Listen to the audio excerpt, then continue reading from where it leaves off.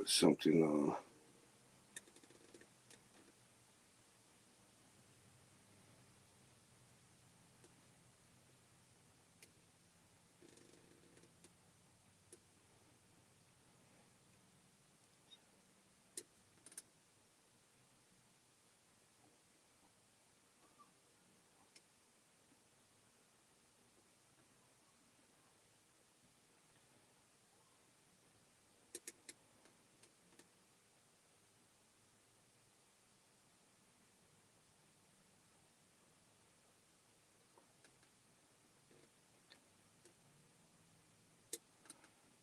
Let's keep going with some Lovecraft.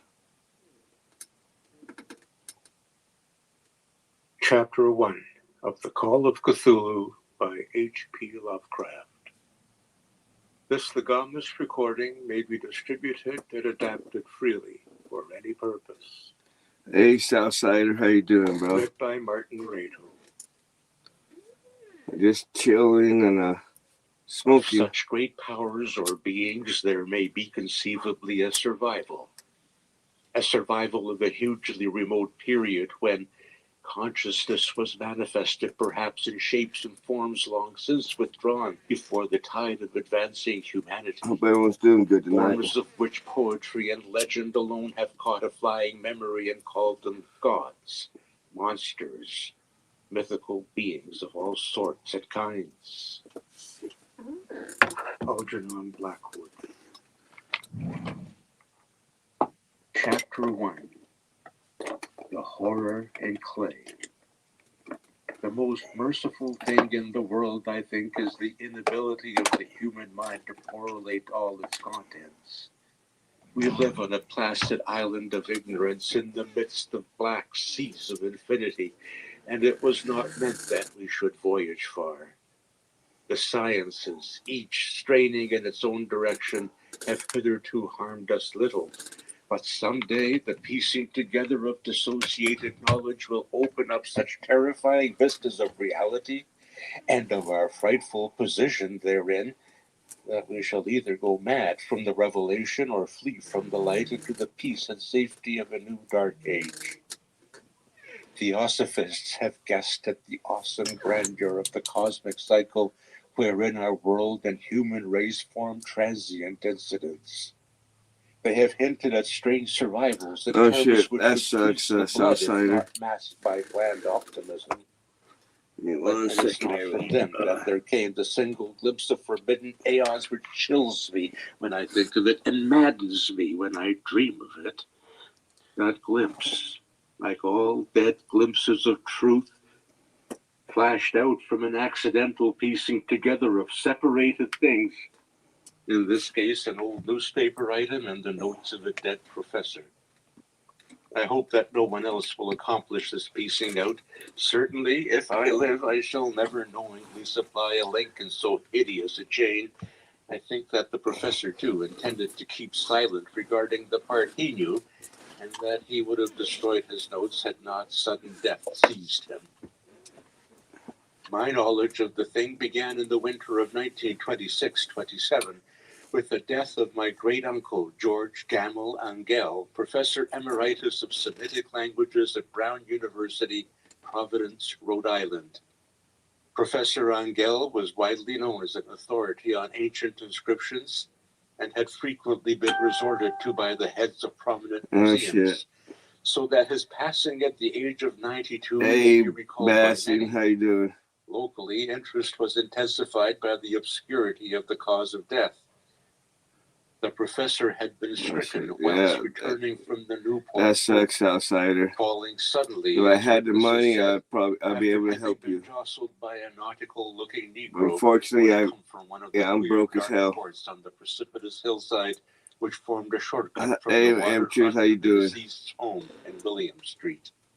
Physicians were unable to find any visible disorder, but concluded after a perplexed debate that some obscure lesion of the heart, induced by the brisk ascent of so steep a hill by so elderly a man, was responsible for the end.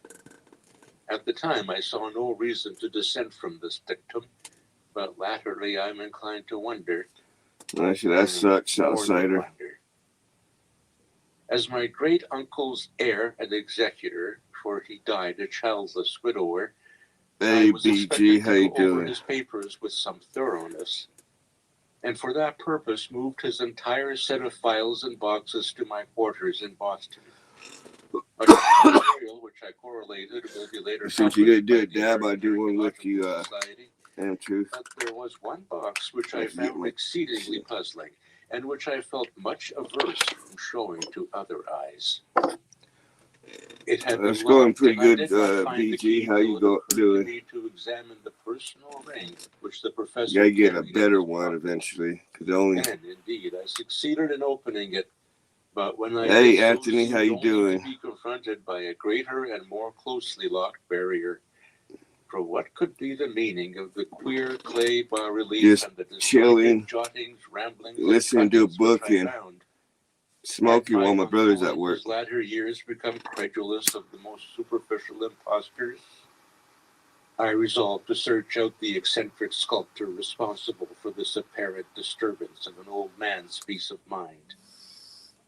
The bas-relief was a rough rectangle, less than an inch thick and about 5 by 6 inches in area, obviously of modern origin. Its designs, however, were far from modern in Yeah, atmosphere appreciate and Anthony. suggestion. For although the vagaries of We Cubism started and listening to a book. Futurism are many Well, and I wild, mainly listen to they books do when I not do my often lives. reproduce that cryptic regularity which lurks in prehistoric writing. And writing of some kind the bulk of these designs seemed certainly to be, though my memory, despite much of the papers and collections of my uncle, failed in any way to identify this particular species at its remotest origins. Above these apparent hieroglyphics was evident pictorial intent, though its That was a good impressionistic hit. execution forbade a very clear idea of its nature. It seemed to be a sort of monster, or symbol representing a monster, of a form which only a diseased fancy could conceive. If I say that my somewhat extravagant imagination yielded simultaneous pictures of an octopus, a dragon, and a human caricature, I shall not be unfaithful to the spirit of the thing. A pulpy, tentacled head, surmounted by a grotesque and scaly body with rudimentary wings. But it was the general outline of the whole which made it most shockingly frightful. Behind the figure was a vague suggestion of a cyclopean architectural background. The writing accompanying this oddity was, aside from a stack of press cuttings, in Professor Angel's most recent hand, and made no pretense to literary style. What seemed to be the document was headed Cthulhu Cult, and characters painstakingly printed to avoid the erroneous reading of a word so unheard of. This manuscript was divided into two sections, the first of which was headed 1925, Dream and Dreamwork, A. Wilcox, 7 Thomas Street, Providence, Rhode Island. And the second, Narrative of Inspector John R. LeGrasse, 121 Beanville Street, New Orleans, Louisiana, at 1908 AAS meeting. Notes on same and Professor Webb's account. The other manuscript papers were brief notes, some of them accounts of the queer dreams of different persons, some of them citations from theosophical books and magazines, notably W. Scott Eliot's Atlantis and the Lost Lemuria. And the rest comments on long-surviving secret societies and hidden cults, with references to passages in such How's everyone's mythological night and going so far? anthropological source books as Fraser's Golden Bough and Miss Murray's Witch Cult in Western Europe. The cuttings largely alluded to outre mental illness and outbreaks of group folly or mania in the spring of 1925. The first half of the principal manuscript told a very particular tale. It appears that on March 1st, 1925, a thin, dark young man of neurotic and excited aspect had called upon Professor Angel, bearing the singular clay bas-relief, which was then exceedingly damp and fresh. His card bore the name of Henry Anthony Wilcox, and my uncle had recognized him as the youngest son of an excellent family slightly known to him, who had latterly been studying sculpture at the Rhode Island School of Design and living alone at the Fleur-de-Lis building near that institution. Wilcox was a precocious youth of known genius but great eccentricity, and had from childhood excited attention through the strange stories and odd dreams he was in the habit of relating. He called himself psychically hypersensitive, but the staid folk of the ancient commercial city dismissed him as merely queer. Never mingling much with his kind, he had dropped gradually from social visibility and was now known only to a small group of aesthetes from other towns. Even the Providence Art Club, anxious to preserve its conservatism, had found him quite hopeless. On the occasion of the visit, ran the professor's manuscript, the sculptor abruptly asked for the benefit of his host's archaeological knowledge in identifying the hieroglyphics of the bas-relief. He spoke in a dreamy, stilted manner which suggested pose and alienated sympathy, and my uncle showed some sharpness in replying, for the conspicuous freshness of the tablet implied kinship with anything but archaeology. Young Wilcox's rejoinder, which impressed my uncle enough to make him recall and record it verbatim, was of a fantastically poetic cast, which must have typified his whole conversation, and which I have since found highly characteristic of him. He said, "It is new indeed, for I made it last night in a dream of strange cities, and dreams are older than brooding Tyre, or the contemplative Sphinx, or garden girdle Babylon." It was then that he began that rambling tale which suddenly played upon a sleeping memory and won the fevered interest of my uncle. There had been a slight earthquake tremor the night before, the most considerable felt in New England for some years, and Wilcox's imagination had been keenly affected. Upon retiring, he'd had an unprecedented dream of great cyclopean cities of Titan blocks and sky-flung monoliths, all dripping with green ooze and sinister with latent horror. Hieroglyphics had covered the walls and pillars, and from some undetermined point below had come a voice that was not a voice, a chaotic sensation which only fancy could transmute into sound, but which he attempted to render by the almost unpronounceable jumble of letters. Cthulhu Ftagen.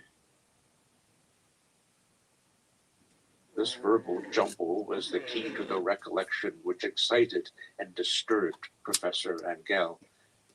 He questioned the sculptor with scientific minuteness and studied with frantic intensity the bas-relief on which the youth had found himself working, chilled and clad only in his night clothes, when waking had stolen bewilderingly over him. My uncle blamed his old age, Wilcox afterward said, for his slowness in recognizing both hieroglyphics and pictorial design. Many of his questions seemed highly out of place to his visitor, especially those which tried to connect the latter with strange cults or societies. And Wilcox could not understand the repeated promises of silence which he was offered in exchange for an admission of membership in some widespread mystical or paganly religious body. When Professor Angell became convinced that the sculptor was indeed ignorant of any cult or system of cryptic lore, he beseeched his visitor with demands for future reports of dreams. This bore regular fruit, for after the first interview, the manuscript records daily calls of the young man, during which he related startling fragments of nocturnal imaginary, whose burden was always some terrible cyclopean vista of dark and dripping stone, with a subterranean voice or intelligence shouting monotonously in enigmatical sense impacts, uninscribable save as gibberish. The two sounds frequently repeated are those rendered by the letters Cthulhu and Relia. On March 23rd, the manuscript continued, Wilcox failed to appear. and inquiries at his quarters revealed that he'd been stricken with an obscure sort of fever and taken to the home of his family in Waterman Street. He had cried out in the night, arousing several other artists in the building, and had manifested since then only alternations of unconsciousness and delirium. My uncle at once telephoned the family, and from that time forward kept close watch of the case, calling often at the Thayer Street office of Dr. Toby, whom he learned to be in charge. The youth's febrile mind apparently was dwelling on strange things, and the doctor shuddered now and then as he spoke of them.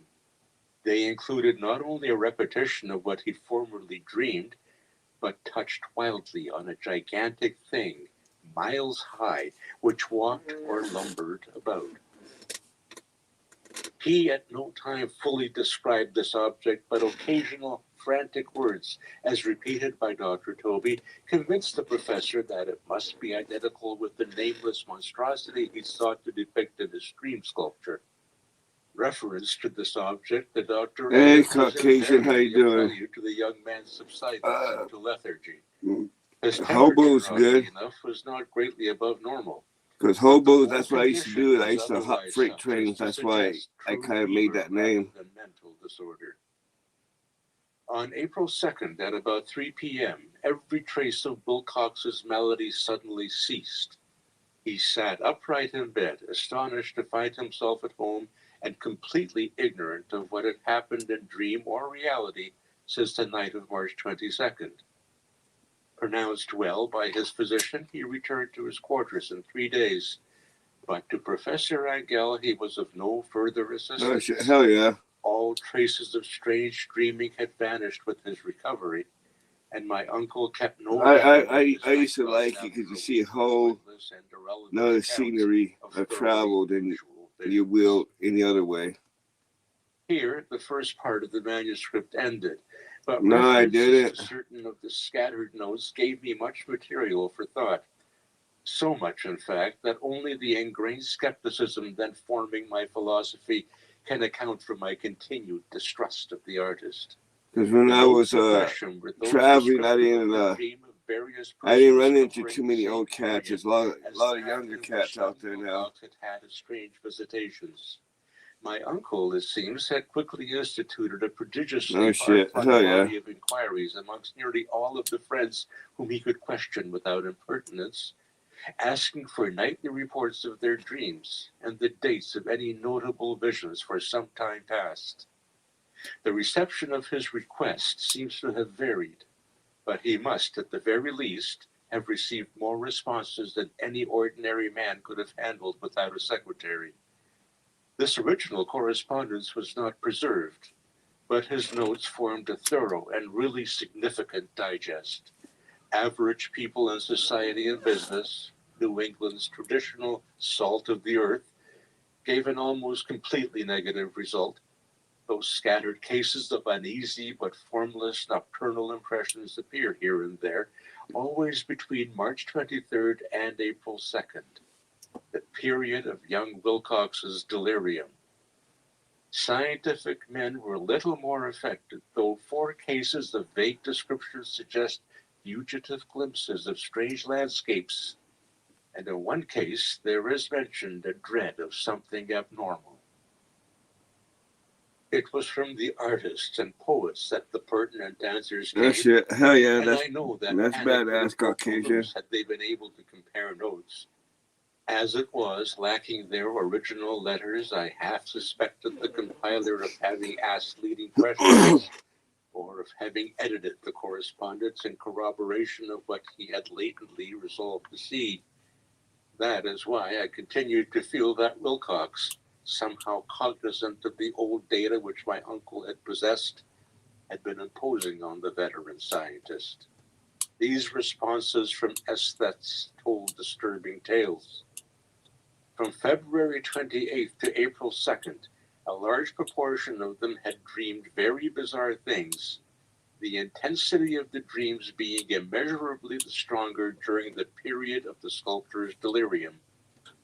Over a fourth of those who reported anything reported scenes and half sounds no shit, unlike yeah. those which Wilcox That's pretty old. They still be hopping freights. A gigantic nameless thing visible toward the last. One case, which the note describes with emphasis, was very sad. The subject, a widely known architect with leanings toward theosophy. Because I ended up stopping me because that shit was rough on my body. Seizure and expired several months later after incessant screaming to be saved from some escaped denizen of hell. Had my uncle referred to these cases by name instead of merely by number, right? That's how some people are. That you can't imagine any other way than how you met them. I succeeded in tracing down only a few. They've been doing it for so long. All of these, however, bore out the notes in full. I have often wondered if all the objects of the professor's questioning felt as puzzled as did this fraction. It is well that no explanation shall ever reach them. The press cuttings, as I have intimated, touched on cases of panic, mania, and eccentricity during the given period. Professor Angell must have employed a cutting bureau, for the number of extracts was tremendous, and the sources scattered throughout the globe. Here was a nocturnal suicide. Yeah, it's Lovecraft. It's this time it's the Call of Cthulhu. Of a paper in South America, where a fanatic deduces a dire future from visions he has seen. A dispatch from California. Thought I'd stick with Lovecraft for today too. En masse for some glorious fulfillment which never arrives. Because a lot of him I can get through with the live, just because a lot of them are toward the end of March 22nd. falling into the short story the west of Ireland category, because they're not very well, not as long as some actual books. Hangs a blasphemous dream landscape in the Paris Spring Salon of 1926. And I might put on my next live, I might start the Divine Comedy the medical fraternity from noting strange parallels and do that, because that's a pretty long one too. I could do a couple of lives, just continue playing it from where it left off. And I can at this stage scarcely envisage the callous rationalism with which I set them aside. But I was then convinced that young Wilcox had known of the older matters mentioned by the professor. End of chapter 1.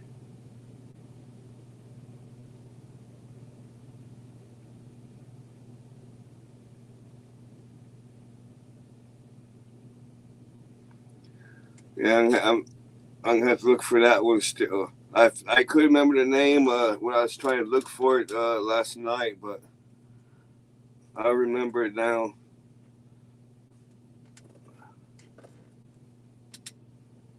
Chapter 2 of The Call of Cthulhu by H.P. Lovecraft. This legamus recording may be distributed and adapted freely for any purpose. Oh shit, hell yeah. Chapter 2 The Tale of Inspector Legrasse. The older man. I may have to look for that one on my Audible, because I have an Audible account that I pay for, but most of those books, or should I say pretty much all those books, don't fall under a public domain, so I'm not allowed to play them. But I'll definitely give that a listen to. Syllables which can be rendered only as Cthulhu. And all this in so stirring and horrible a connection that it is small wonder he pursued young Wilcox with queries and demands for data. Because I was able to play my Audible books, had come in 1908, I'd have to start 10 years before, the Wheel of Time series and listen to that. In St. Louis. Professor Angell, as befitted one of his authority and attainments, had a prominent part in all the deliberations, and was one of the first to be approached by the several outsiders who took advantage of the convocation to offer questions for correct answering and problems for expert solution. The chief of these actually, in a I gotta find them. I can't remember where I put them, if I left them out, but I actually have it's a little set that's actually the whole first season of the D&D cartoons. Yeah, I definitely remember those. And he was by profession an inspector of police. With him, he bore the subject of his visit, a grotesque, repulsive, and apparently very ancient stone statuette whose origin he was at a loss to determine. It was not to be fancied that did you ever see the interest in archaeology, the Hobbit and the Lord of the Rings animated ones? Purely professional considerations. The statuette, idol, fetish, or whatever it was, because they had like the animated cartoon ones way before they did the movies. During a raid on a supposed voodoo meeting. And so singular and hideous were the rites. Oh shit, might have to check them out. Caucasian Sasquatch. Stumbled on a dark cult totally unknown to them and infinitely more diabolic than even the blackest of the African voodoo circles. Of its origin, apart from the erratic and unbelievable tales extorted from the captured members, absolutely nothing was to be discovered. Hence the anxiety of the police for any antiquarian lore which might help them place the frightful symbol. Right. And through it, track down the cult to its fountainhead. Inspector Legrasse was scarcely prepared for the sensation which his offering created. One sight of the thing had been enough to throw the assembled men of science into a state of tense excitement, and they lost no time in I still remember that to gaze at the whole little group of them, skinny ass dude and big old plate now. Unopened and archaic vistas. No recognized school of sculpture had animated this terrible object. Yet centuries and even thousands of years seemed recorded in its dim and greenish surface of unplaceable stone. The figure, which was finally passed slowly from man to man from close and careful study, was between 7 and 8 inches in height and of exquisitely artistic workmanship. It represented a monster of vaguely anthropoid outline, but with an octopus-like head, whose face was a mass of feelers, scaly, rubbery-looking body, prodigious claws on hind and fore. I might not play it on my channel, but I definitely give him a watch. This thing, which seemed instinct with a fearsome and unnatural malignancy, was of a somewhat bloated corpulence, and squatted evilly on a rectangular block or pedestal covered with undecipherable characters. The tips of the wings touched the back edge of the block, the seat occupied the center, whilst the long curved claws of the doubled up crouching hind legs gripped the front edge and extended a quarter of the way down toward the bottom of the pedestal. A cephalopod head was bent forward, so that the ends of the facial feelers brushed the backs of huge forepaws which clasped the croucher's elevated knees. The aspect of the whole was abnormally lifelike, and the more subtly fearful because its source was so totally unknown. Its vast, awesome, and incalculable age was unmistakable, yet not one link did it show with any known type of art belonging to civilization's youth, or indeed to any other time. Totally separate and apart, its very material was a mystery, for the soapy, greenish-black stone with its golden or iridescent flecks and striations resembled nothing familiar to geology or mineralogy. The characters along the base were equally baffling, and no member present, despite a representation of half the world's expert learning in this field, could form the least notion of even their remotest linguistic kinship. They, like the subject and material, belonged to something horribly remote and distinct from mankind as we know it, something frightfully suggestive of old and unhallowed cycles of life in which our world and our conceptions have no part. And yet, as the members severally shook their heads and confessed defeat at the inspector's problem, there was one man in that gathering who suspected a touch of bizarre familiarity in the monstrous shape and writing, and who presently told with some diffidence of the odd trifle he knew. This person was the late William Channing Webb, professor of anthropology in Princeton University and an explorer of no slight note.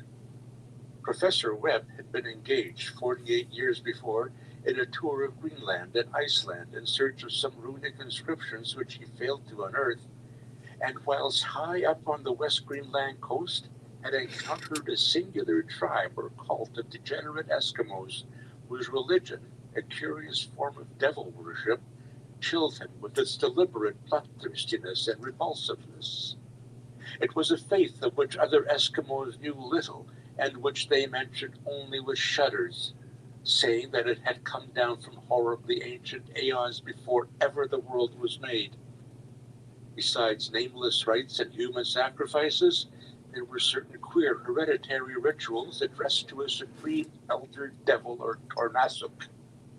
And of this, Professor Webb had taken a careful phonetic copy from an aged Angakok, or wizard priest, expressing the sounds in Roman letters as best he knew how.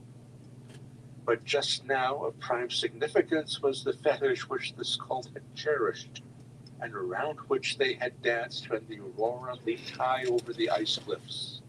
It was, the professor stated, a very crude bas-relief of stone, comprising a hideous picture of some crooked knocked over the table. And so far as he could tell, it was a rough parallel to all essential Somewhere on the features table. of the bestial thing now lying. It's a little TV tray that I have to have it propped up on. This data, received with suspense and astonishment by the assembled members, proved doubly exciting to Inspector Legrasse, and he began at once to ply his informant with questions.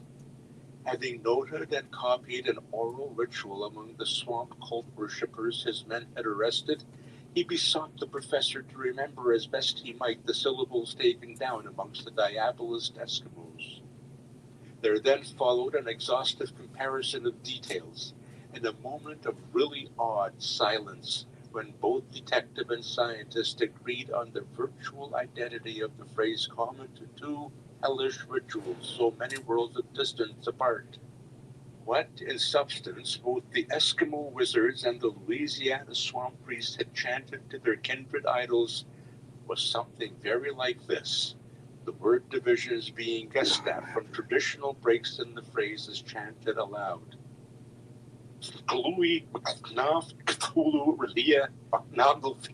No problem, Caucasian Sasquatch.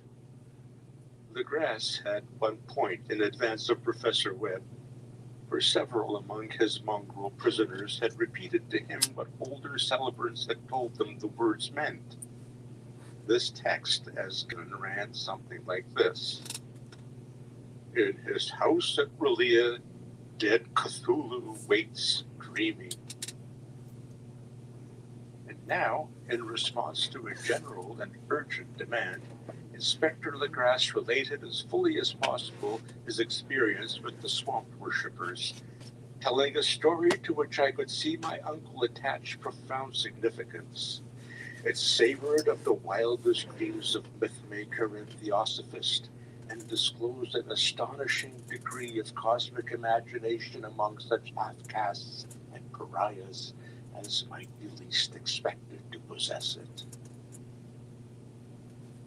November 1st, 1907, there had come to the New Orleans police a frantic summons from the swamp and lagoon country to the south.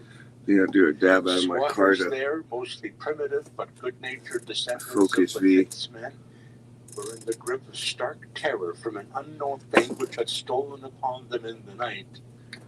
It was voodoo, apparently, but voodoo of a more terrible sort than they had ever known. And some of their women and children had disappeared since the malevolent tom-tom had begun its incessant beating far within the black haunted woods where no dweller ventured. There were insane shouts and harrowing screams, soul-chilling chants and dancing devil flames.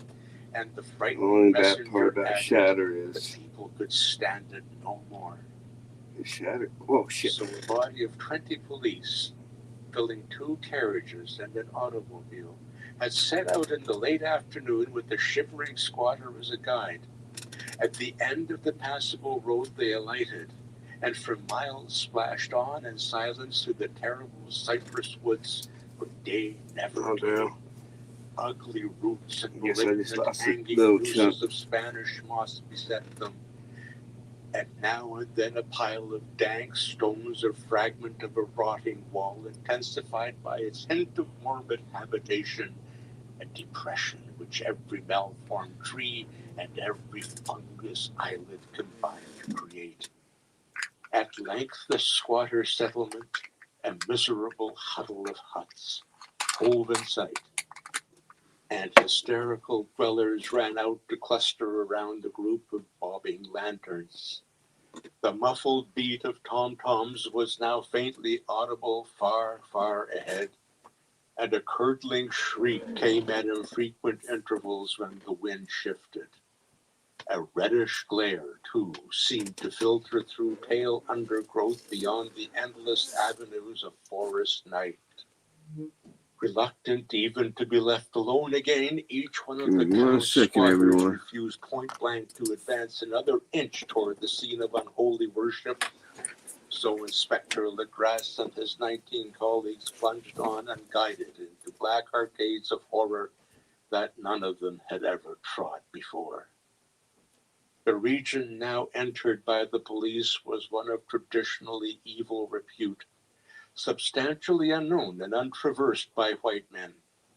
There were legends of a hidden lake unglimpsed by mortal sight, in which dwelt a huge, formless white polypus thing with luminous eyes, and squatters whispered that bat-winged devils flew up out of caverns in inner earth to worship it at midnight.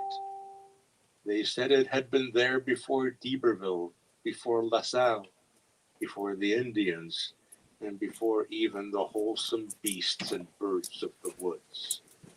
It was nightmare itself, and to see it was to die. But it made men dream, and so they knew enough to keep away. The present voodoo orgy was indeed on the merest fringe of this abhorred area, but that location Hell was yeah, bad that Caucasian Perhaps Sasquatch. the very place of the worship had terrified the squatters more than the shocking sounds and incidents. Only poetry or madness could do Hell yeah. justice to the noises heard by Legrasse's men as they plowed on through the See it black better that morass way. toward the red glare and muffled tom-toms. There are vocal qualities peculiar to men and vocal qualities peculiar to beasts, and it is terrible to hear the one when the source should yield the other. Animal fury and orgiastic license here whip themselves to demoniac heights by howling, squawking ecstasies that tore and reverberated through those nighted woods like pestilential tempests from the gulfs of hell. Now and then the less organized ululation would cease, and from what seemed a well-drilled chorus of hoarse voices would rise sing-song chants of hideous phrase. Oh, shit.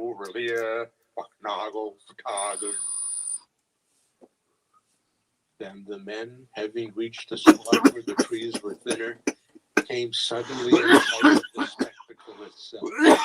4 of them reeled, 1 fainted, and 2 were shaken into a frantic cry, which the mad cacophony of the orgy fortunately I'm pretty much out. I'm on The grass dashed swamp water on the face of the fainting man, and all stood trembling and nearly I'm on hypnotized roaches with right horror. now, but I still got wax still.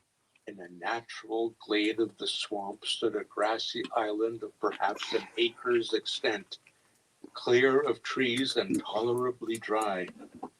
On this now leaped and twisted a more indescribable horde of human abnormality than any but a size gorilla could paint. Void of clothing, this hybrid spawn were braying, bellowing, and writhing about a monstrous ring-shaped But I bonfire, like this because in the center of which, fueled by occasional you pretty much got dabs on the go. flame, stood a It great becomes a little granite carrying case you monolith can put it some in. 8 feet in height, But I actually took top of this which, to incongruous when in I its went to Michigan. diminutiveness, I actually took rested this the with me on noxious Amtrak. scarlet statuette. I didn't use it, but From a it wide made it all the way circle there and of back. dense scaffolds set up at regular At intervals, least I didn't use it on the flame-girt train. monolith as a center, I used it once I got to Michigan a couple times, but the oddly marked bodies of the helpless squatters who had disappeared. It was inside this circle that the ring of worshippers jumped and roared, the general direction of the mass motion being from left to right, an endless bacchanal between the ring of bodies and the ring of fire. It may have been only imagination, that it may have been only echoes which induced one of the men, an excitable Spaniard, to fancy heard antiphonal responses to the ritual from some far and unillumined spot deeper within the wood of ancient legendary and horror. one second, everyone. I gotta go let the dogs out Joseph real D. quick. Valdez, I later met and questioned, and he proved At least one of them. distractingly imaginative. He indeed went so far as to hint of the faint beating of great wings, and of a glimpse of shining eyes in a mountainous white bulk beyond the remotest trees, but I suppose he'd been hearing too much native superstition. Actually, the horrified pause of the men was of comparatively brief duration. Duty came first, and although there must have been nearly 100 Mongol celebrants in the throng, the police relied on their firearms and plunged determinedly into the nauseous rout. For 5 minutes, the resultant din and chaos were beyond description. Wild blows were struck, shots were fired, and escapes were made. But in the end, Legras was able to count some 47 sullen prisoners, whom he forced to dress in haste and fall into line between 2 rows of policemen. 5 of the worshippers Hey, no lay problem. dead, and Caucasian 2 severely Sasquatch. wounded ones Thanks were for coming carried by away and chilling. on improvised stretchers by their fellow prisoners. The image on the monolith, of course, was carefully removed and carried back by Legras. Examined at headquarters after a trip of intense strain and weariness, the prisoners all proved to be men of a very low, mixed-blooded, and mentally aberrant type. Most were seamen, and a sprinkling of Negroes and mulattoes, largely West Indians or Brava Portuguese from the Cape Verde Islands, gave a coloring of voodooism to the heterogeneous cult. But before many questions were asked, it became manifest that something far deeper and older than Negro fetishism was involved. Degraded and ignorant as they were, the creatures held with surprising consistency to the central idea of their loathsome And faith. everyone, please don't get offended by the They way worshipped, so they said, the great old the ones book who is lived as far as ages like before there were any wordy men, and how to say and shit. who came to I the don't mean young it for world out of offense. the sky. Those old ones were gone now, inside the earth and under the sea. But their dead bodies had told their secrets and dreams to the first men who formed a cult which had never died. This was that cult, and the prisoners said it had always existed and always would exist, hidden in distant wastes and dark places all over the world, until the time when the great priest Cthulhu, from his dark house in the mighty city of R'lyeh under the waters, should rise and bring the earth again beneath his sway. Someday he would call when the stars were ready, and the secret cult would always be waiting to liberate him. Meanwhile, no more must be told. There was a secret which even torture could not extract. Mankind was not absolutely alone among the conscious things of earth, for shapes came out of the dark to visit the faithful few. But these were not the great old ones. No man had ever seen the old ones. carven idol was great Cthulhu, but none might say whether or not the others were precisely like him. No one could read the old writing now, but things were told by word of mouth. The chanted ritual was not the secret. That was never spoken aloud, only whispered. The chant meant only this: in his house at R'lyeh, dead Cthulhu waits dreaming. Only 2 of the prisoners were found sane enough to be hanged, and the rest were committed to various institutions. All denied a part in the ritual murders and averred that the killing had been done by black-winged ones which had come to them from their immemorial meeting place in the haunted wood. But of those mysterious allies no coherent account could ever be gained. What the police did extract came mainly from the immensely aged mestizo named Castro, who claimed to have sailed to strange ports and talked with undying leaders of the cult in the mountains of China. Old Castro remembered bits of hideous legend that paled the speculations of theosophists and made man and the world seem recent and transient indeed. There had been aeons when other things ruled on the earth, and they had had great cities. Remains of them, he said the deathless Chinamen had told him, were still to be found as Cyclopean stones on islands in the Pacific. They all died vast epochs of time before men came, but there were arts which could revive them when the stars had come around again to the right positions in the cycle of eternity. Do not little dab. They had indeed come themselves from the stars and brought their images with them. These great old ones, Castro continued, were not composed altogether of flesh and blood. They had shape, for did not the star-fashioned image prove it? But that shape was not made of matter. When the stars were right, they could plunge from world to world through the sky. But when the stars were wrong, they could not live. But although they no longer lived, they would never really die.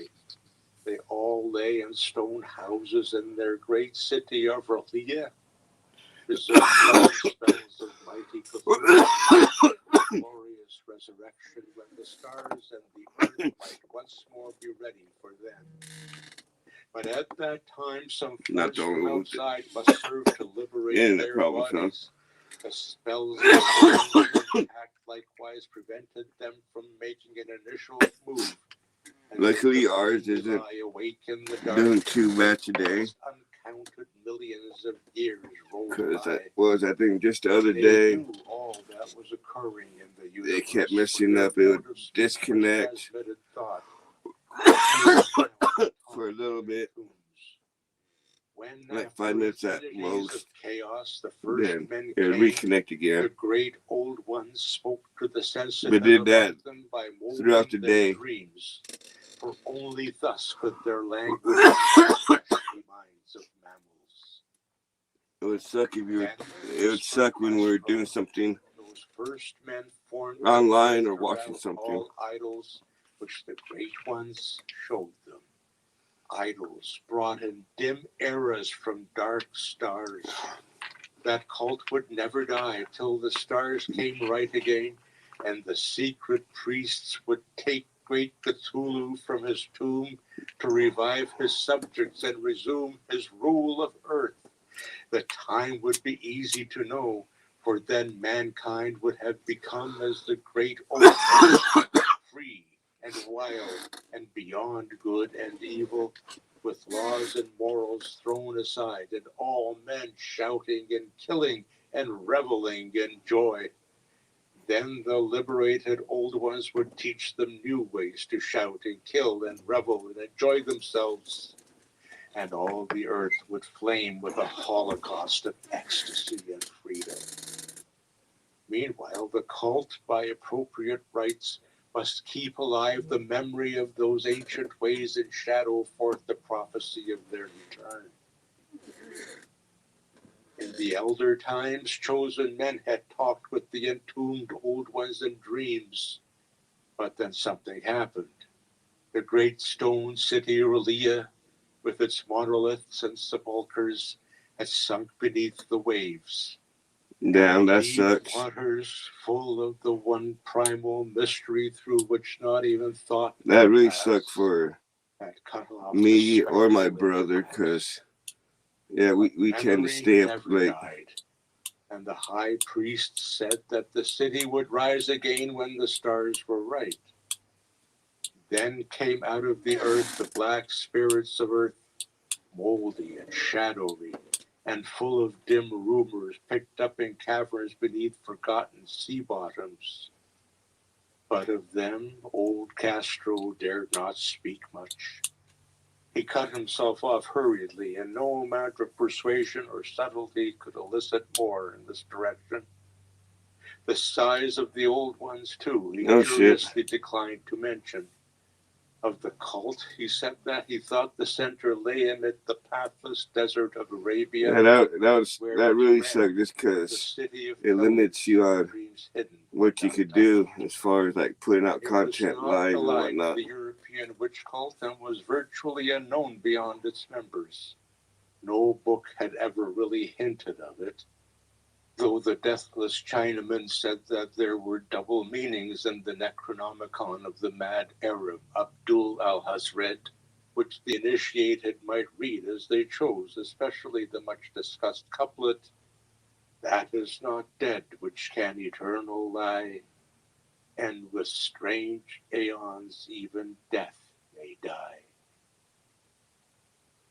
McGrath, deeply impressed and not a little bewildered, had inquired in vain concerning the historic affiliations. Hey, Papa, how you Castro doing? apparently had told the truth when he said that it was I hope your day's secret. going good. The authorities at Tulane University could shed no light upon either cult or image. And now the detective had come to the highest authorities in the country and met with no more than the Greenland tale of Professor Webb. The feverish And that would interest suck too, aroused cause at me, the meeting if by that happened over McGrath's here, tale, because corroborated as me it and my was brother by both do a lot of Stanley Webb, gaming too, is so echoed in the subsequent if we do correspondence of something the online attendee. gaming, that Although totally scant mention occurs messed in the stuff up. formal publications of the society. Caution is the first care of those accustomed to face occasional charlatanry and imposture. McGrath for some time lent the image to Professor Webb, but at the latter's death it was returned to him and remains in his possession, where I viewed it not long ago. It is truly a terrible thing and unmistakably akin to the dream sculpture of young Wilcox. That my uncle was excited by the tale of the sculptor, I did not wonder, for what thoughts must arise upon hearing, Yeah, after a knowledge that's of what sucks here McGrath too, had cause learned of the me and my cult, brother live in a of kind of a small sensitive young town. man who dreamed not only the figure and exact hieroglyphics of the swamp-found image and the Greenland devil tablet, but had come in his dreams upon at least 3 of the precise words of the formula uttered alike by Eskimo diabolists and mongrel Louisianans. Professor Angel's instant start on an investigation of the utmost thoroughness was eminently natural, though privately I suspected young Wilcox of having heard of the cult in some indirect way and of having invented a series of dreams to heighten and continue the mystery at my uncle's expense. The dream narratives and cuttings collected by the professor were, of course, strong corroboration. But the rationalism of my mind and the extravagance of the whole subject led me to adopt what I thought the most sensible conclusions. So, after thoroughly studying the manuscript again and correlating the theosophical and anthropological notes with the cult narrative of McGrath, I made a trip to Providence to see the sculptor and give him the rebuke I thought proper for so boldly imposing upon a learned and aged man. Wilcox still lived alone in the Fleur de Lis building in Thomas Street, a hideous Victorian imitation of 17th century Breton architecture which flaunts its stuccoed front amidst the lovely colonial houses on the ancient hill and under the very shadow of the finest Georgian steeple in America. I found him at work in his rooms, and at once conceded from the specimens scattered about that his genius is indeed profound and authentic. He will, I believe, sometime be heard from as one of the great decadents, for he is crystallized in clay and will one day mirror in marble those nightmares and fantasies which Arthur Machen evokes in prose and Clark Ashton Smith makes visible in verse and in painting. Dark, frail, and somewhat unkempt in aspect, he turned languidly at my knock and asked me my business without rising. When I told him who I was, he displayed some interest, for my uncle had excited his curiosity in probing his strange dreams, yet had never explained the reason for the study. I did not enlarge his knowledge in this regard, but sought with some subtlety to draw him out. In a short time, I became convinced of his absolute sincerity, for he spoke of the dreams in a manner none could mistake. They and their subconscious residuum had influenced his art profoundly, and he showed me a morbid statue whose contours almost made me shake with the potency of its black suggestion. He could not recall having seen the original of this thing except in his own dream bas-relief, but the outlines had formed themselves insensibly under his hands. It was, no doubt, the giant shape he'd raved of in delirium.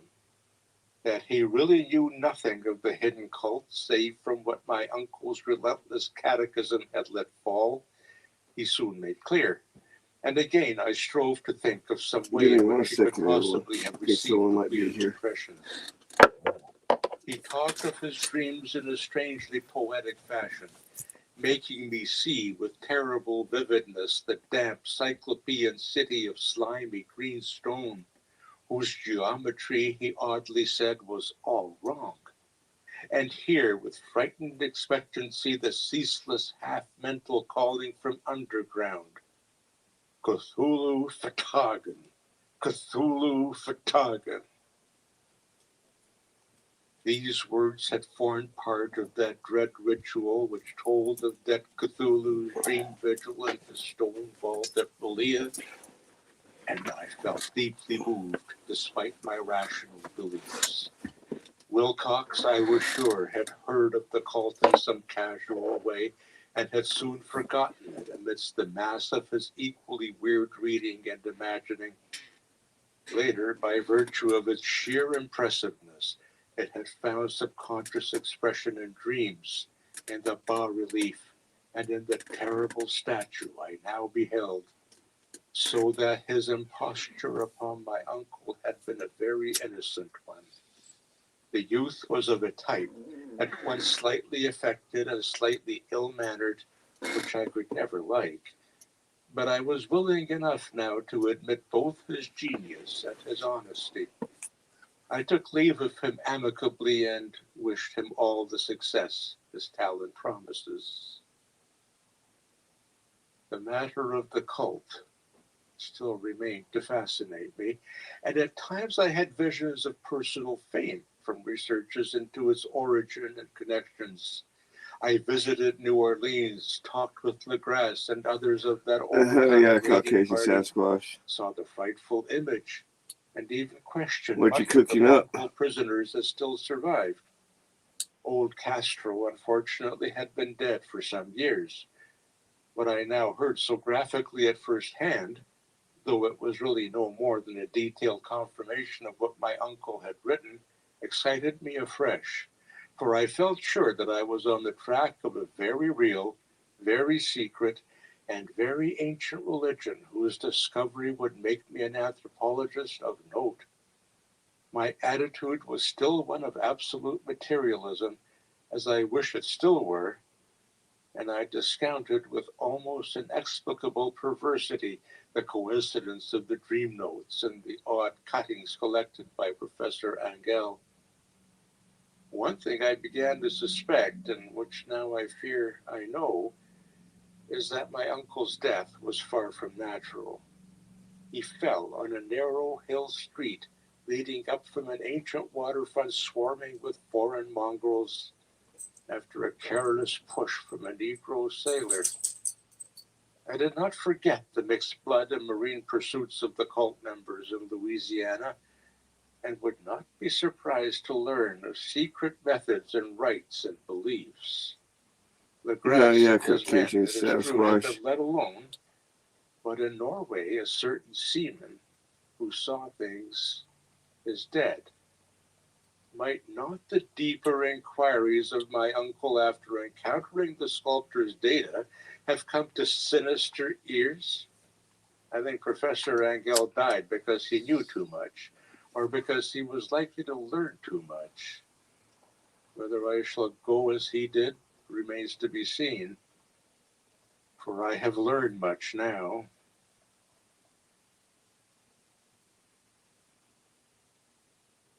End of chapter 2.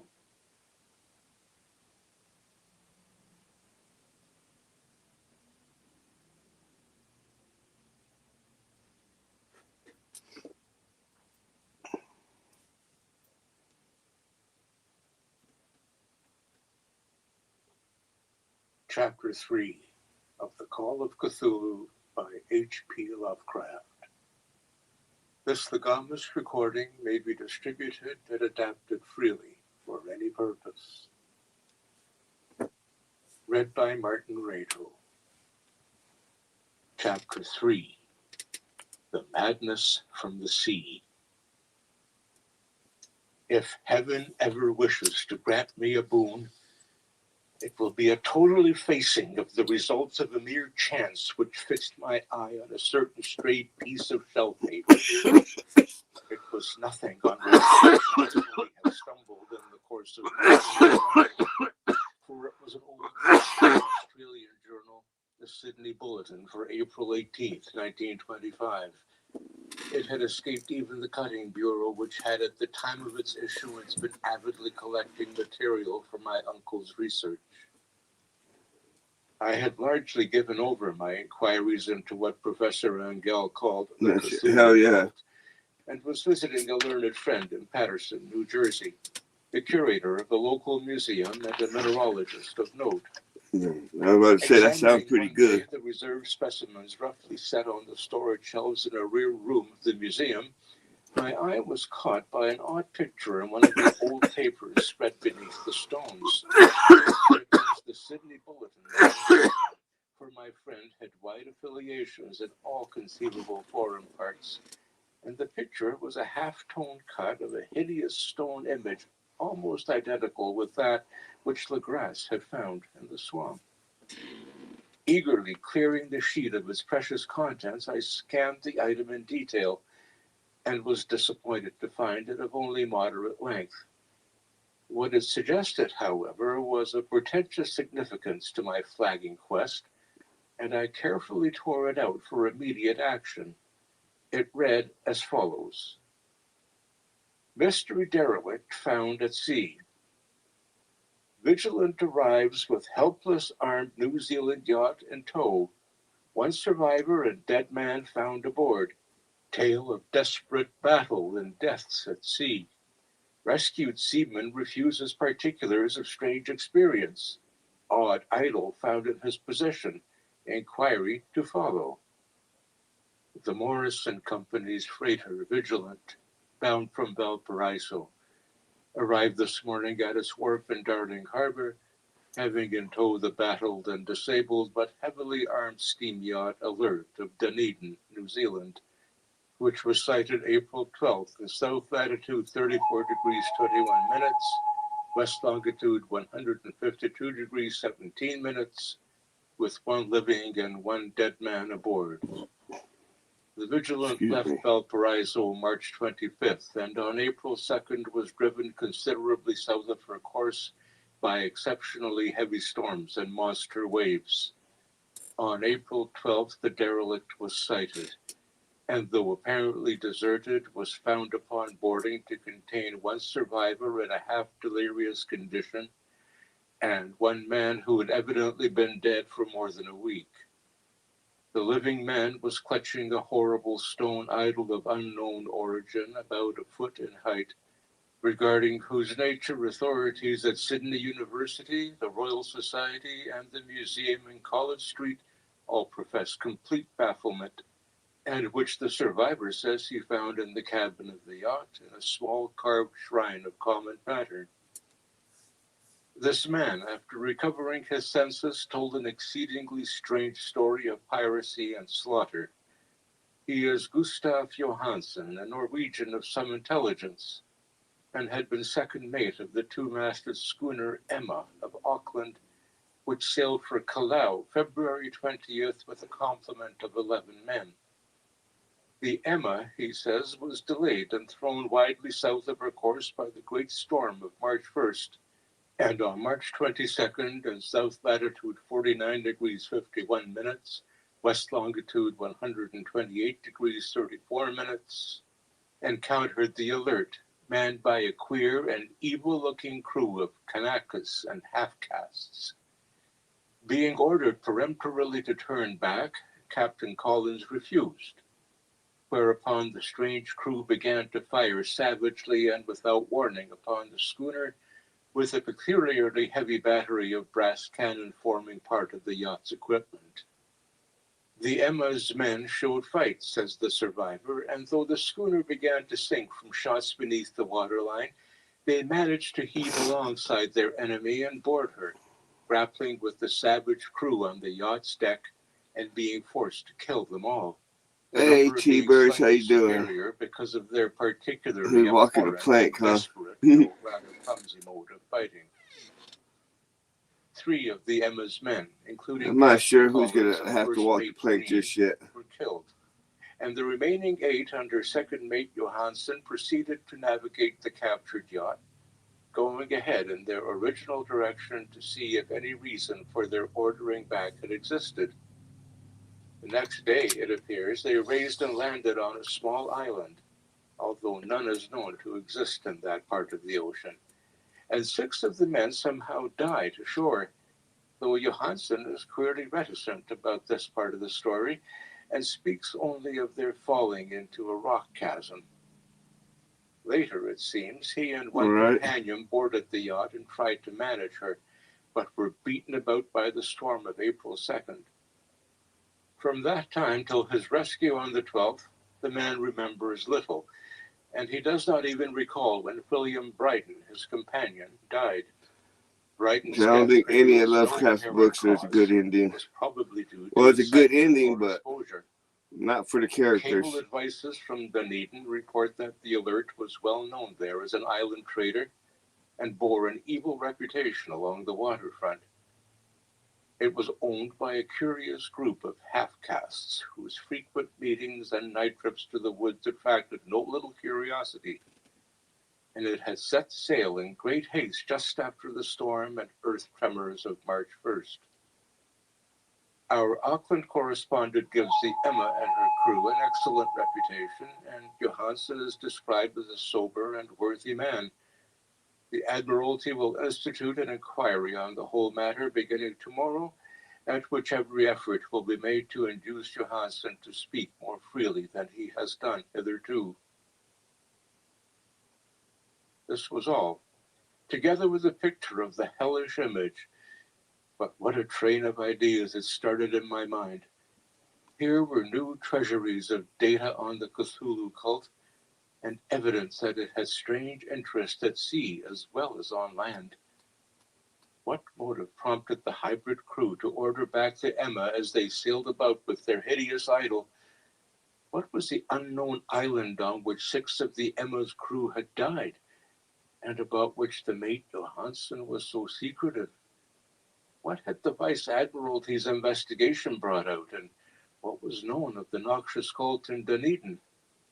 And most marvelous of all, what deep and more than natural linkage of dates was this which gave him a line and now undeniable significance to the various turns of events so carefully noted by my uncle? March 1st, or February 28th, according to the international dateline, the earthquake and storm had come. From Dunedin, the Alert and her noisome crew had darted eagerly forth as if imperiously summoned. And on the other side of the earth, poets and artists had begun to dream of a strange, dank, cyclopean city, whilst a young sculptor had molded in his sleep the form of the dreaded Cthulhu. March 23rd, the crew of the Emma landed on an unknown island and left 6 men dead. And on that date, the dreams of sensitive men assumed a heightened vividness and darkened with dread of a giant monster's malign pursuit, whilst an architect had gone mad and a sculptor had lapsed suddenly into delirium. And what of the strange storm of April 2nd, the date on which all dreams of the dank city ceased, and Wilcox emerged unharmed from the bondage of strange fever? But what of all this, and of those hints of old Castro about the sunken, star-born old ones and their coming reign, their faithful cult and their mastery of dreams? Was I tottering on the brink of cosmic horrors beyond man's power to bear? If so, they must be horrors of the mind alone, or in some way the 2nd of April had put a stop to whatever monstrous menace had begun its siege of mankind's soul. That evening, after a day of hurried cabling and arranging, I bade my host adieu and took a train for San Francisco. In less than a month, I was in Dunedin, where, however, I found that little was known of the strange cult members who had lingered in the old sea taverns. Waterfront scum was far too common for special mention, though there was vague talk about one inland trip those mongrels had made, during which faint drumming and red flame were noted on the distant hills. In Auckland, I learned that Johansen had returned with yellow hair turned white after a perfunctory and inconclusive questioning at Sydney, and had thereafter sold his cottage in West Street and sailed with his wife to his old home in Oslo. Of his stirring experience, he would tell his friends no more than he had told the Admiralty officials, and all they could do was to give me his Oslo address. After that, I went to Sydney and talked profitlessly with seamen and members of the Vice Admiralty Court. I saw the Alert, now sold and in commercial use, at Circular Quay in Sydney Cove, but gained nothing from its non-committal bulk.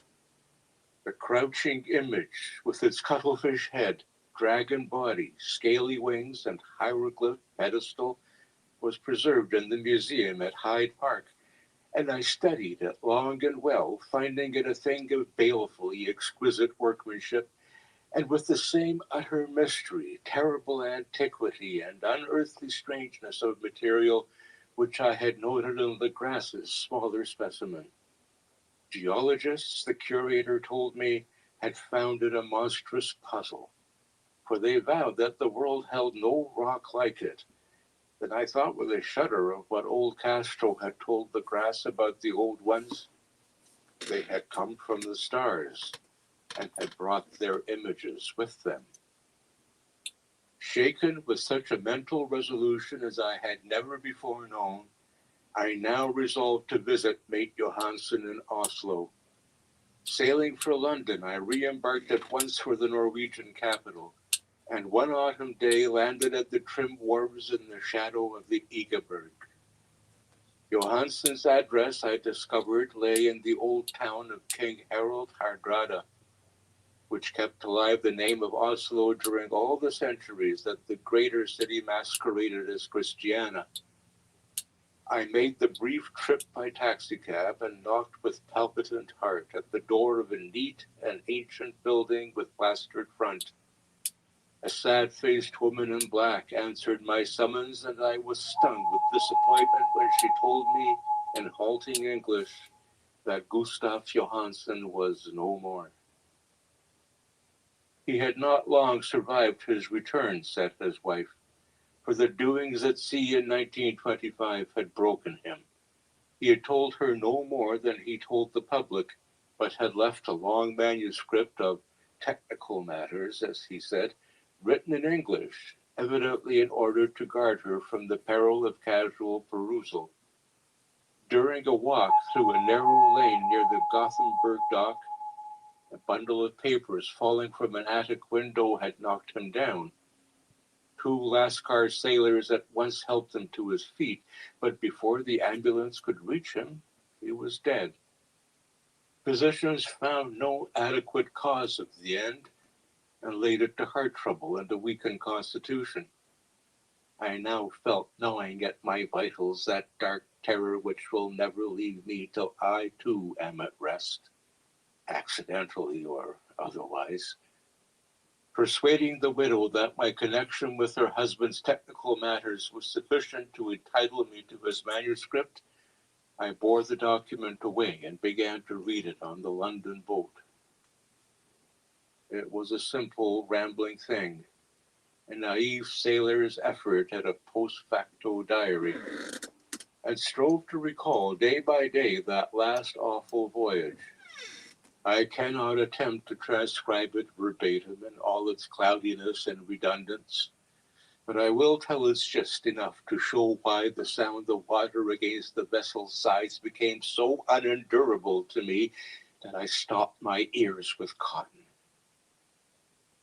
Johansen, thank God, did not know quite all, even though he saw the city and the thing. But I shall never sleep calmly again when I think of the horrors that lurk ceaselessly behind life and time and in space, and of those unhallowed blasphemies from elder stars which dream beneath the sea, known and favored by nightmare cult, ready and eager to loose them upon the world whenever another earthquake shall heave their monstrous stone city again to the sun and air. Johansen's voyage had begun just as he told it to the Vice Admiralty. The Emma in Dallas had cleared off on February 20th. And at the full force of that earthquake-born tempest, which must have heaved up from the sea bottom the horrors that filled men's dreams. Once more under control, the ship was making good progress when held up by the alert on March 22nd.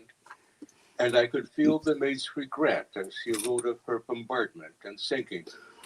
Swirling coal fiends on the alert speaks with significant horror. There was some peculiarly abominable quality about them which made their destruction seem almost a duty. And Johansen shows ingenuous wonder at the charge of ruthlessness brought against his party during the proceedings of the Court of Inquiry. Then, driven ahead by curiosity in their captured yacht under Johansen's command, the men sight a great stone pillar sticking out of the sea, and in south latitude 47 degrees 9 minutes, west longitude 123 degrees 43 minutes, come upon a coastline of mingled mud, ooze, and weedy cyclopean masonry, which can be nothing less than the tangible substance of Earth's supreme terror, the nightmare corpse city of R'lyeh, that was built in measureless aeons behind history by the vast, loathsome shapes that seep down from the dark stars.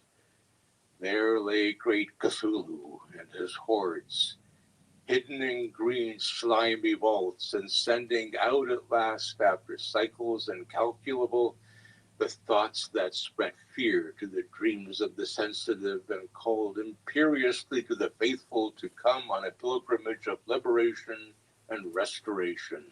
All this Johansen did not suspect, but God knows he soon saw enough. I suppose that only a single mountaintop, the hideous monolith-crowned citadel whereon great Cthulhu was buried, actually emerged from the waters.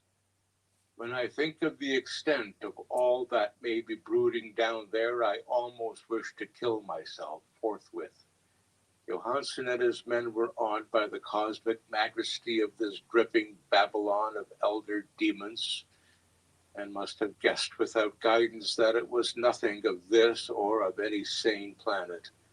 Awe at the unbelievable size of the greenish stone blocks, at the dizzying height of the great carven monolith and the stupefying identity of the colossal statues and bas-reliefs with the queer image found in the shrine on the alert is poignantly visible in every line of the mate's frightened description.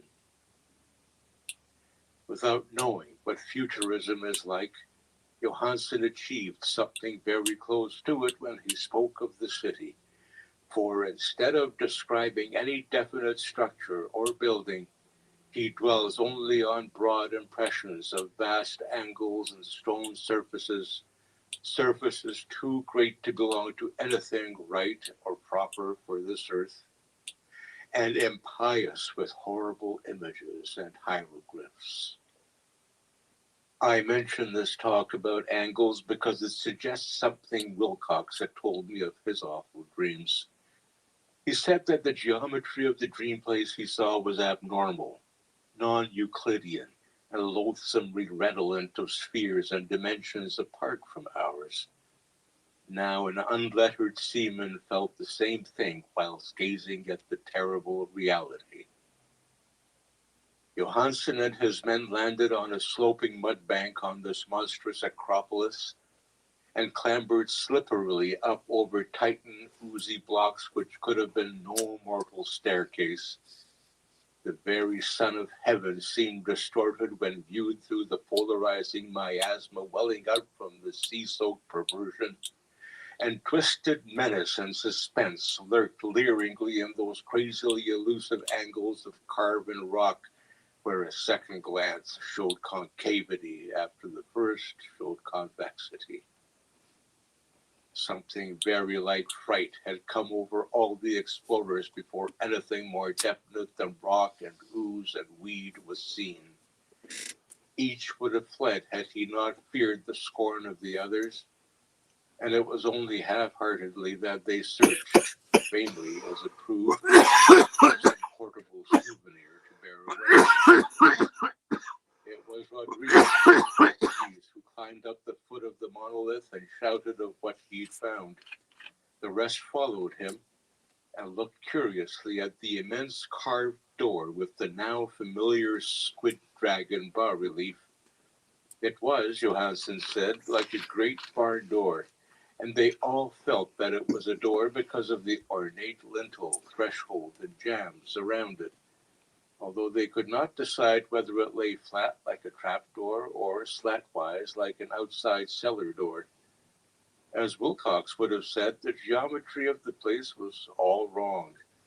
One could not be sure that the sea and the ground were horizontal. Hence the relative position of everything else seemed phantasmally variable. Dryden pushed at the stone in several places without result. Then Donovan felt delicately around the edge, pressing each point separately as he went. He climbed interminably along the grotesque stone molding. That is, one would call it climbing if the thing was not, after all, horizontal.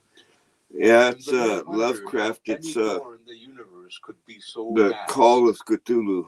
Then very softly and slowly, the acre great. It falls under give public domain, so I could actually play it during my life. That it was balanced.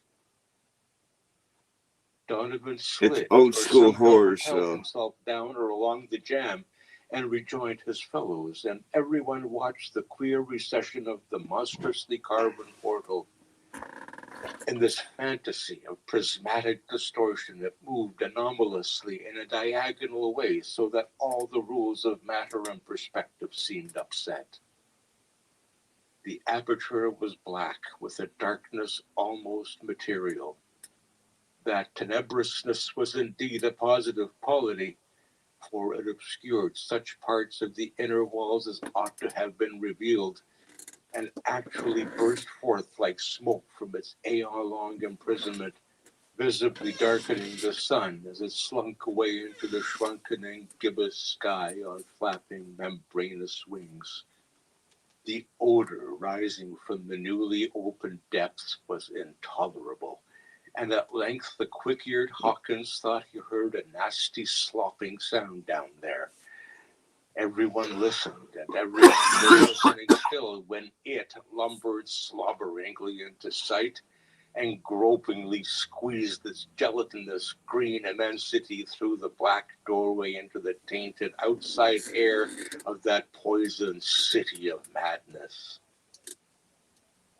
Poor Johansen's handwriting almost gave out when he wrote of this. Of the 6 men who never reached the ship, he thinks 2 perished of pure fright in that accursed instant. The thing cannot be described.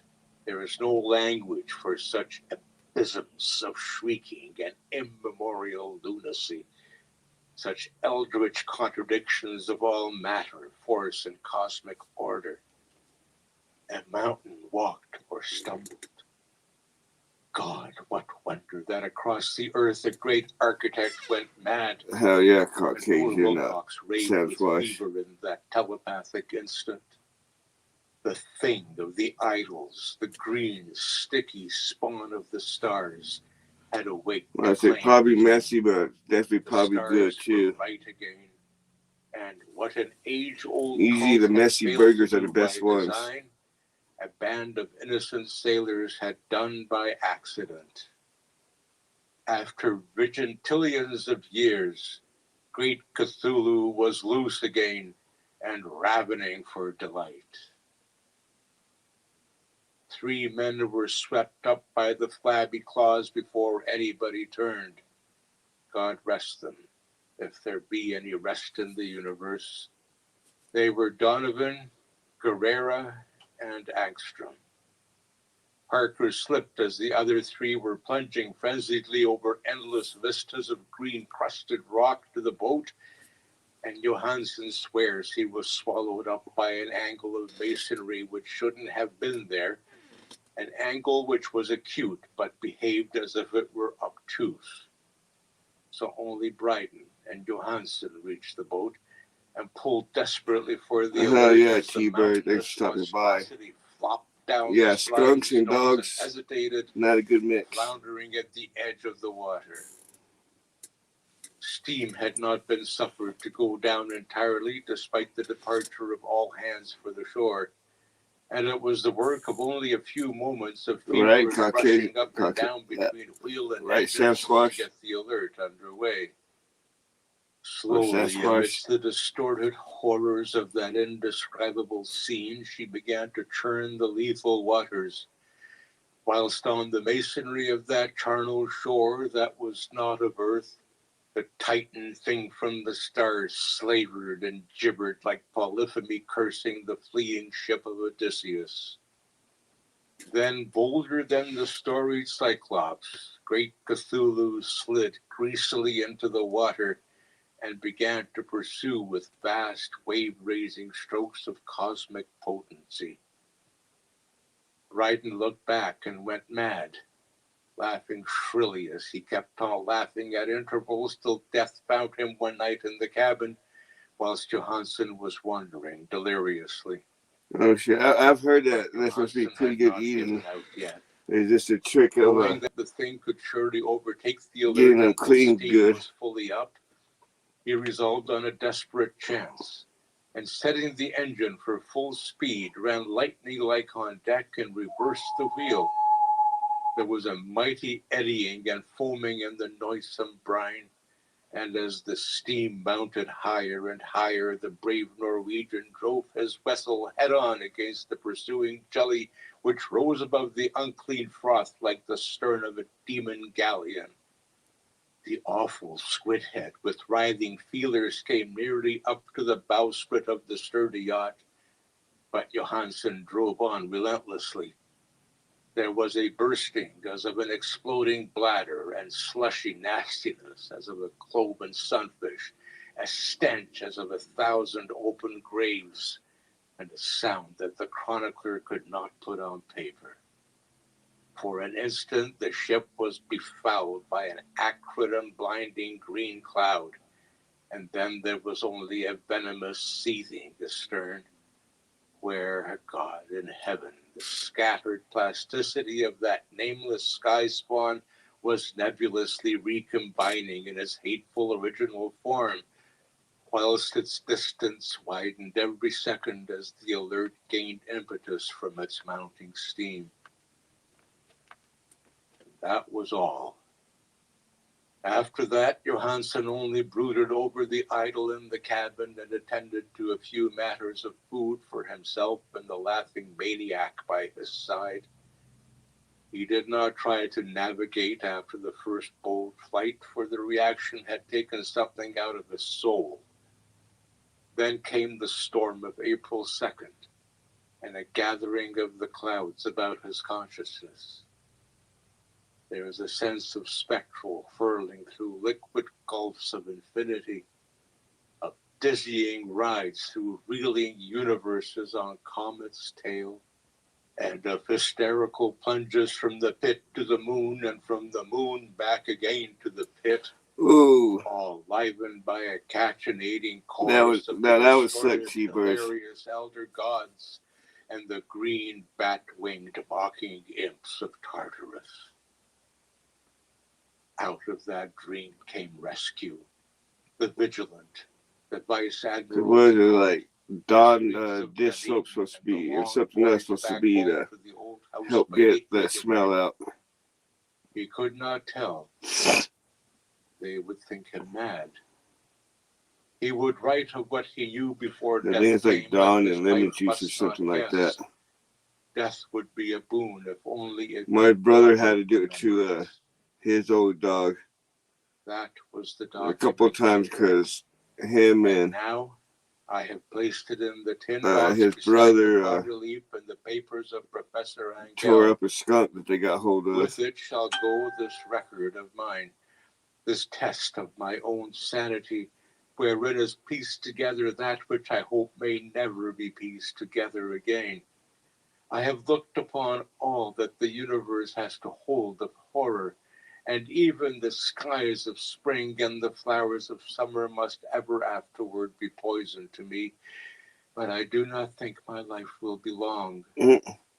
As my uncle went, pretty as much. poor Johansen went, so shall I go. I know too much, and the cult still lives. Cthulhu still lives too, I suppose. Again in that chasm of stone which has shielded him since the sun was young. His accursed city is sunken once more, for the vigilance sailed over the spot after the April storm. But his ministers on earth still bellow and prance and slay around idol-capped monoliths and lonely places. He must have been trapped by the sinking whilst within his black abyss, or else the world would by now be screaming with fright and frenzy. Who knows the end? What has risen may sink, and what has sunk may rise. Loathsomeness waits and dreams in the deep, and decay spreads over the tottering cities of men. A time will come, but I must not and cannot think. Let me pray that if I do not survive this manuscript, my executors may put caution before audacity and see that it meets no other eye.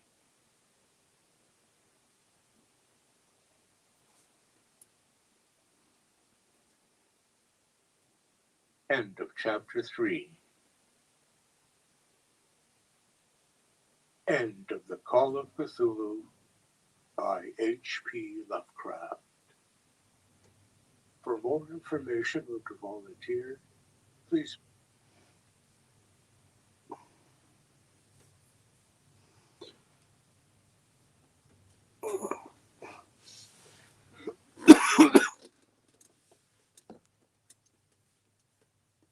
Alright, I'm probably going to call into this live. I want to thank everyone for stopping by and everyone who keeps stopping by and showing me love and support.